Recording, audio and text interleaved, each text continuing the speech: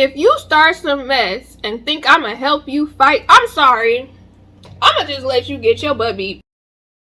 Hey roomies, it's the morning time and I'm currently eating some breakfast. As you guys know, or if you're new here, I'm pretty much creating a whole playlist of different variety of foods that I'm eating, as well as like my whole journey of going through this wisdom teeth removal mess because it's trash.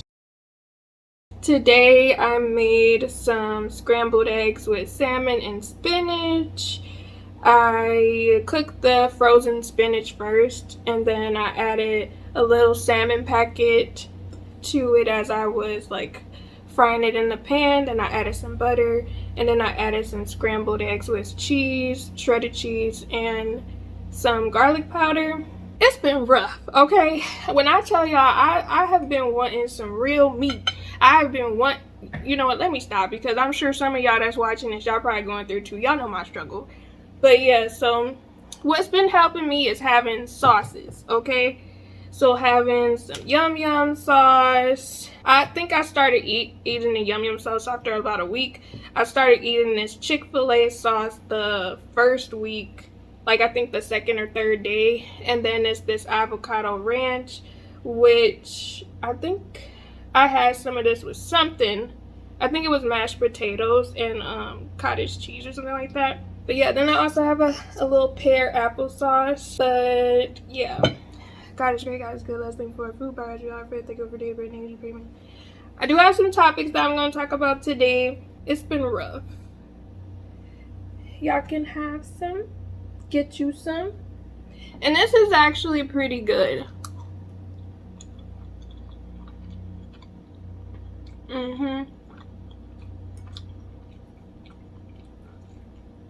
Yeah, this is real good.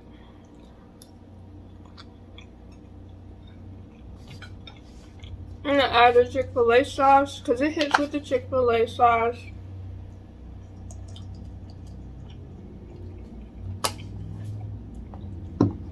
My little breakfast mukbang. How are y'all doing?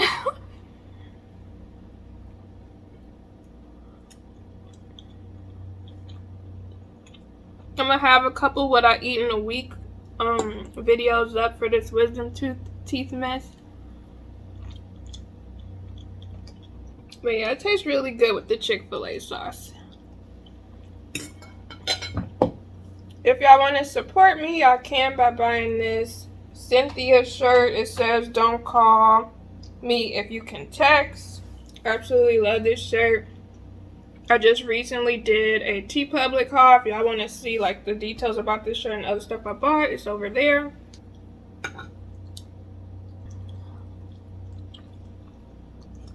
See? That looks so good.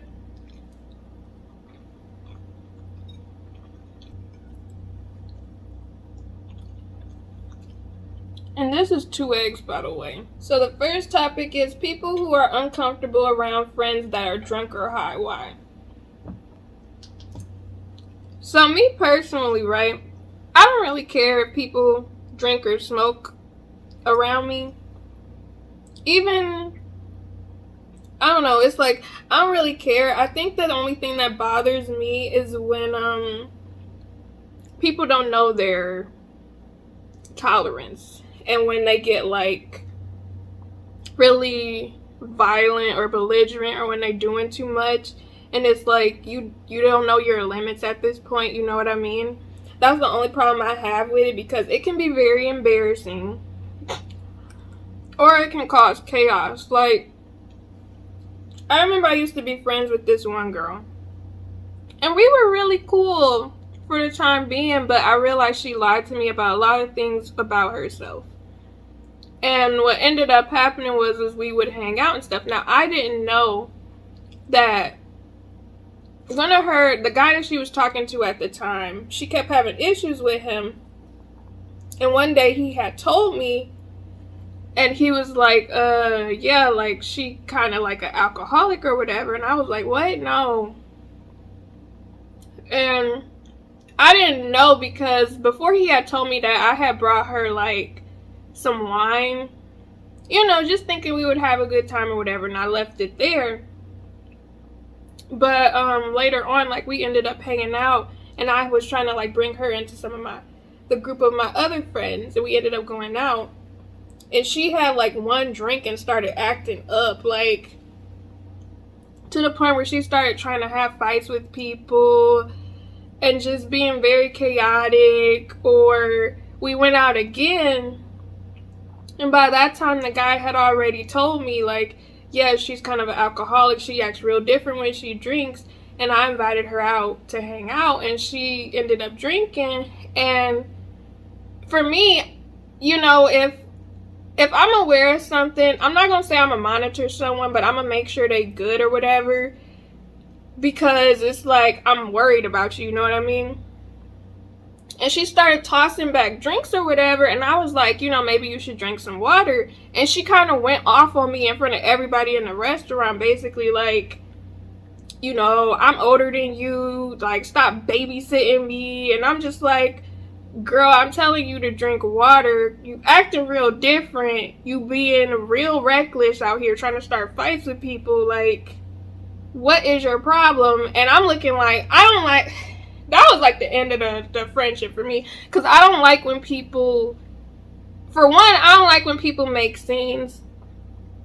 I don't like when people yell at me. I don't like when people cuss at me, especially when I'm trying to help them. And I'm just looking at her like, I'm literally telling you to drink water so you gonna be good, because you done drank like 4 or 5 drinks, and then you acting real different with the people here, you know what I mean? And it was supposed to be my event too, so I'm like, what are you doing? And I got mad. And the thing about me is like, I usually don't care that much about much, but I started crying because I was like really upset. Because I'm like, I'm literally worried about her, trying to be there for her. She drinking, not paying attention to what she doing. And then it's just the fact that, you know, you acting real different. You being rude to people. I'm trying to make sure everybody having a good time. And, you know, pretty much, that was kind of the end of our friendship, to be honest. Because I was like, I do not want to be around somebody that can't say no to a drink if they acting like this. You know what I'm saying? It's one thing if you have one little drink, but it's another thing if that one little drink got you going off and being mean and stuff. Like, my thing is I am such a big fan of people that be happy drunks, but when people be like depressed drunks or depressed drinkers, I'm like, you don't need to be drinking if this is how you get. Because I don't really drink like that. If I drink, it's gonna be a social type of situation, or, you know, I drink a cooler or something. Cause I'm more so a fruity person, I'm not gonna lie. I could drink or sip on something and I'll be cool, whatever. But I'm also a person where when I drink, I be real, like, I'm really goofy. I just want to dance and have a good time and have fun and laugh, pretty much. But if you're if you're a person who drinks and then you get depressed or you get sad or you get mad or you get like belligerent where you want to fight, to me, I'm like, you probably shouldn't be drinking, because if you have no self-control, clearly you gonna get in a situation, and one day you might end up in a situation where it's like, oh, you got a record, oh, you did something crazy while you was under the influence, and now you can't get certain jobs, or you ruining your life, or you ruining somebody else's life by association, or just the fact that we grown. Like, I don't know, you know, I'm like, when those situations was happening, I was in my later 20s and stuff, and I'm just looking like, to me, I feel like you should be past that a little bit. Like, it's one thing if you doing that stuff in college or when you in your early 20s and you figuring yourself out, but to me, it's another thing when you older and you still doing stuff like that, because it's like, girl, we are adulting and you showing your ass. It's not clicking for me, sis. But yeah, that's the problem that I have. Like, if you can be under the influence where you're not doing too much, cool. But if you do too much and you affecting a lot of people, or you causing like chaos, I don't really want to be around you, because that's not fun to me. That's me having to monitor you. And I'm like, it's one thing if I'm just making sure my friend good, nobody try to do nothing to her, I'm keeping her safe. But it's another thing if you causing confusion. Because one thing about me, if you start some mess and think I'm gonna help you fight, I'm sorry, I'm gonna just let you get your butt beat. Because I'm one of those people where I'm like, you need to learn to shut up. You need to learn to act right and be responsible. And I don't feel like that makes me a bad friend, because I'm like, I would never put you in a situation like that. And I feel like if you really care about me, you wouldn't put me in no situation like that. Like, we are grown, like, do better. But that's the energy that I'm on. And I'll tell people like it is. And, sometimes, like in her case, she was not getting what I was saying. And I'm like, girl, the same type of person, like she was the same type of person that was basically being on some, I don't really have a lot of female friends. People be jealous of me. And I'm like, at first I believed her. But as our relationship of being friends progressed, it just made me look at the situation like, if you're like, it's like if drinking is involved, I can completely understand why people not messing with you, because it's like you act like a completely different person. Maybe that's really how you are and you hiding it, which I'm not going to do a story time on that situation because it was a lot that happened with her, but I ended up realizing she lied to me about who she was completely. So it was just like, see, this is exactly what I'm talking about. If y'all haven't been subscribed to me, I mentioned in some videos before that I get full when I take breaks in between eating bites. Like, I have to eat first. And I'm already full. And it's only 2 eggs. 2 eggs, salmon with the spinach. I kind of lost my appetite a little bit too. With getting my wisdom teeth pulled, to be honest.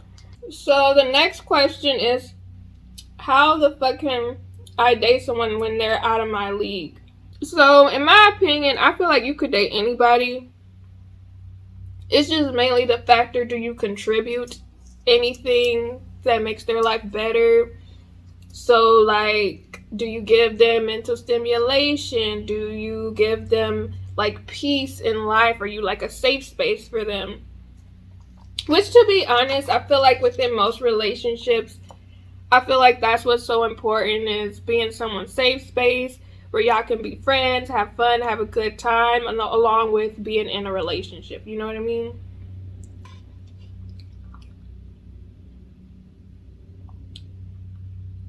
This pear applesauce been saving me, bro.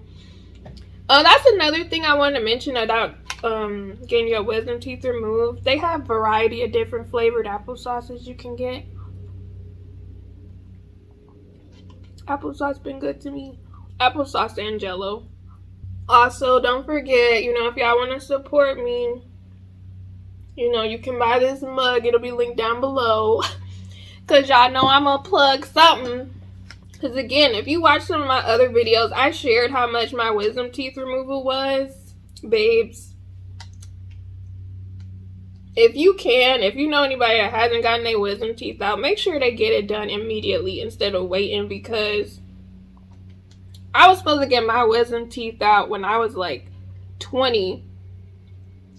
And I should have took my college refund check, one of my college refund checks, and I should have just got it taken care of, to be honest. But I waited till I was in my 30s and got it done, and that junk went highly up in price.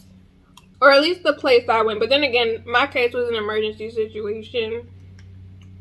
I plugged that video somewhere up here if y'all want to watch it.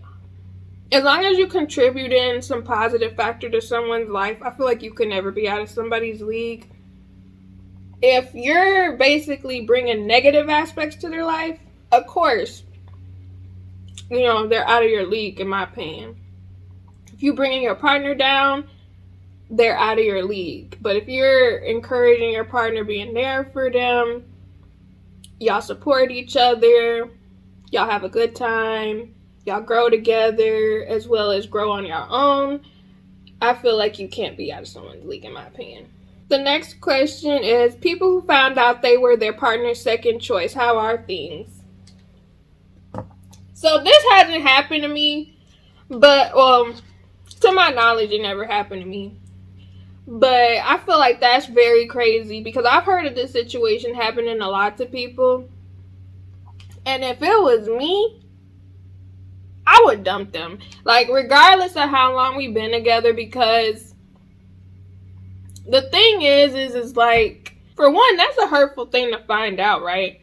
And two, it's just the factor that, I don't know, I just feel like that's so disrespectful because it's almost like you settle for me, you don't truly want to be with me. Well, you kind of wasted my time. Like, I could have been with somebody that actually truly saw me as a first choice, that truly valued me instead of me being a second place winner, you know what I mean?